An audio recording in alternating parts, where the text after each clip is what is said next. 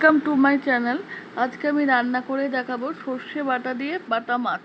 প্রথমে মাছটাকে ভালো করে ধুয়ে নুন হলুদ মাখিয়ে রাখতে হবে। তারপরে কড়াইতে সর্ষের তেল দিয়ে মাছটাকে ভালো করে লাল করে ভাজতে হবে, ভেজে তুলে রাখতে হবে।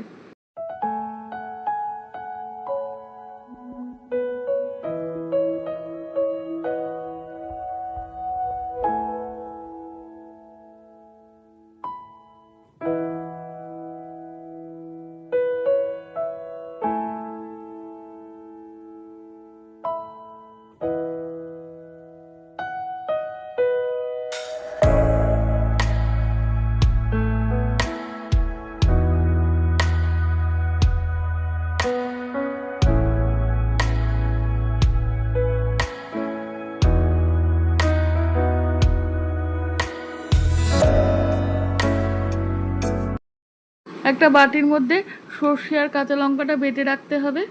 তারপরে কড়াইতে সর্ষের তেল দিয়ে কালো জিরে ফোড়ন দিয়ে তারপরে সরু সরু করে আলু কেটে রেখেছিলাম, আলুটা দিয়ে দিতে হবে। আলুটা একটু লাল লাল করে ভেজে সর্ষে যে বাটাটা রেখেছিলাম সেটা দিয়ে দিতে হবে। ভালো করে নাড়িয়ে হলুদ গুঁড়ো, জিরের গুঁড়ো, আদা বাটা দিতে হবে, দিয়ে আবার নাড়তে হবে। নাড়িয়ে অল্প করে জল দিয়ে দিতে হবে। জল দিয়ে ভাজা মাছগুলো দিয়ে দিতে হবে। তারপরে সামান্য স্বাদ মতো নুন দিতে হবে। নুন দিয়ে একটু ফুটবে, যখন ঝোলটা টেনে আসবে, গামাখা হয়ে গেলে বাটিতে সার্ভ করে দিতে হবে। সর্ষে বাটা দিয়ে বাটা মাছ তৈরি।